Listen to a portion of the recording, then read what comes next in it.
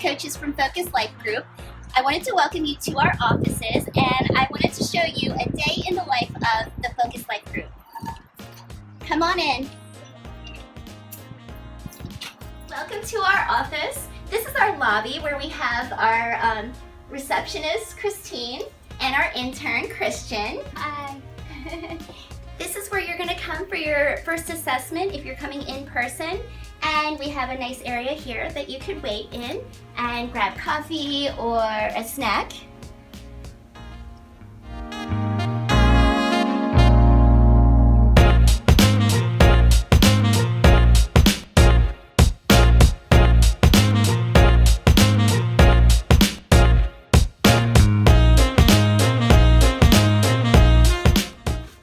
So this is where I come in and get my appointments. Christine has been really great about having all the clients first fill out a client assessment, which is something that you'll do. That way we learn a little bit more about you, and then we can pair you with the right coach. Thanks, Christine. You're welcome. Welcome to our office. So when you sit down for your first consultation, I have your client assessment in my hand. I've looked over it to kind of get to know you, know what your lifestyle is like currently, what you'd like your lifestyle to be like, and what's holding you back from where you want to be. We go through the 6 areas of life on the life wheel: the relationships, health and wellness, spirituality, emotional, finances, and career-wise. And we take a look very closely at any of those that are imbalanced in your life. So these are some of the questions we're going to be asking you. Where would you like to be with this area in your life by your target date? Describe in detail what it's going to look like when you achieve your goal. What would you see, hear, and feel? Maybe you're going to wake up in the morning with so much more energy than before when you've achieved your goal. Maybe you're going to hear people saying, "You're doing such a good job," and that makes you feel really, really good. We're going to ask, where and with whom do you want to accomplish this goal? Do you have a support team? Do you have friends who are there to rally you on and keep you accountable? Do you have a spouse or a significant other that is going to help you along the way? Because let's be honest, it does take work, and nothing good comes easy. When you reach this goal, what will be the impact on other aspects of your life? Let's say that you have a goal of paying off all your bills and being debt-free. That's one of my personal goals, so let's just run with that. So whenever I obtain this goal, I'm going to actually feel lighter. I'm not going to be as emotionally depressed about my finances, so my emotions will be better. So when you reach this goal, what will be the impact on other areas of your life? So let's take finances. One of my goals is to pay off all my bills and live debt-free. I don't want to have any more credit cards, and I don't want to pay any more finance charges. If I don't have the money for it, I'm not going to pay for it. But in getting there, I have to follow certain steps. I have to work out a budget. I have to figure out what is priority, what I need to continue paying for, and what is just not priority. And I need to work out a schedule so that I can pay off these bills and live debt-free. It's going to feel great, and it's going to be worth all the work. So when you reach this goal, what will be the impact on other aspects of your life? I'm just going to feel happier emotionally. I'm also going to feel less stressed and depressed about my financial situation. Maybe I can take that vacation to get that health and wellness and some relaxation, and be able to afford a massage right here and then. So what are the roadblocks that could get in the way of attaining this goal?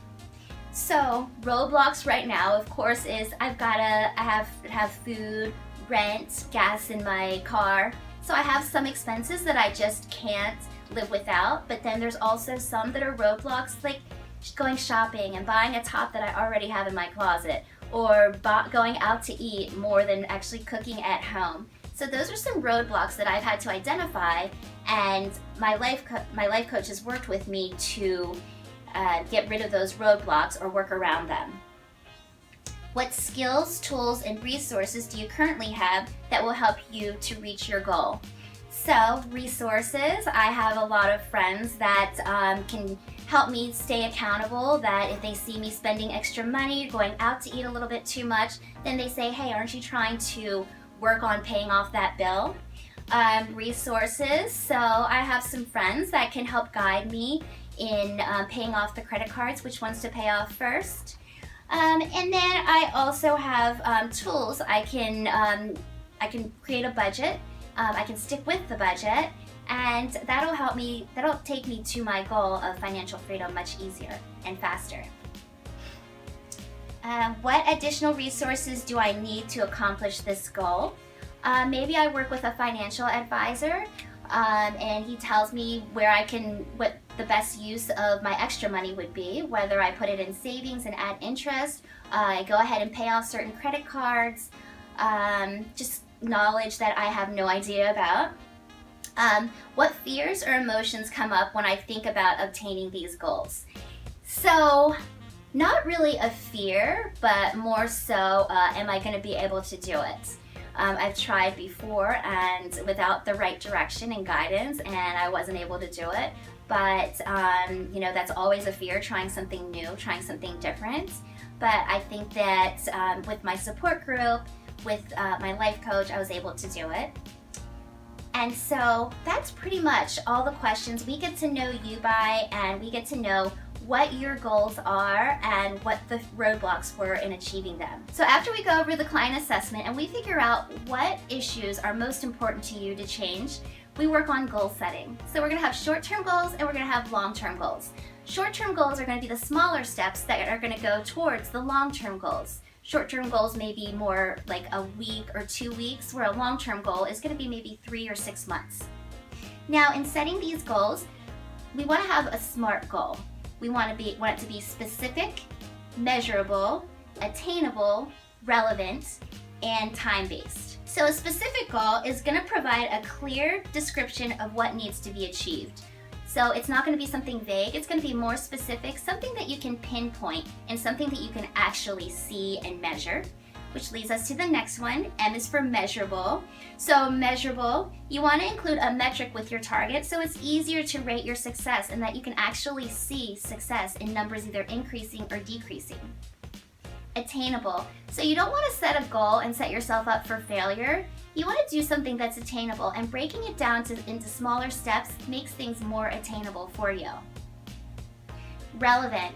So why pick a goal that has nothing to do with bettering your life? Why not take a look at the big picture? And finally, time-based. Your goals have to have a timeline or a due date to it.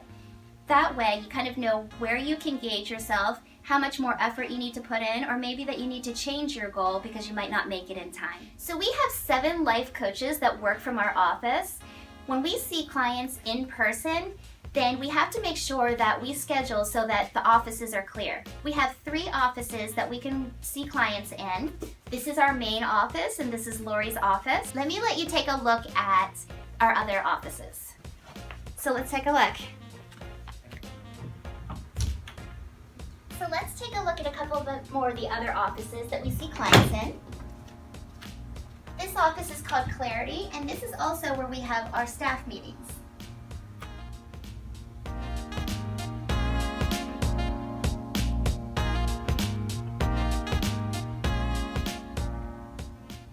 So we mostly work with clients one-on-one, but every once in a while we work with groups. Let's say it's a couple that is getting ready to get married or having some relationship issues, or maybe we want to do a group life coaching session where we can give lessons on time management or one of my personal favorites, makeup application and image and style. So now let's take a look at the big conference room where we do those workshops.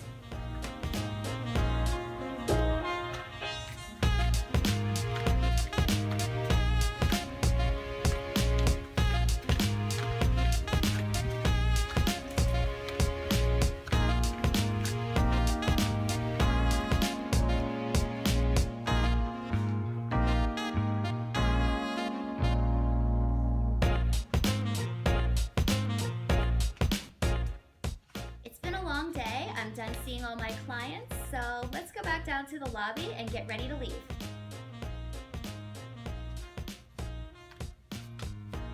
Here's Josh that works in the office with us.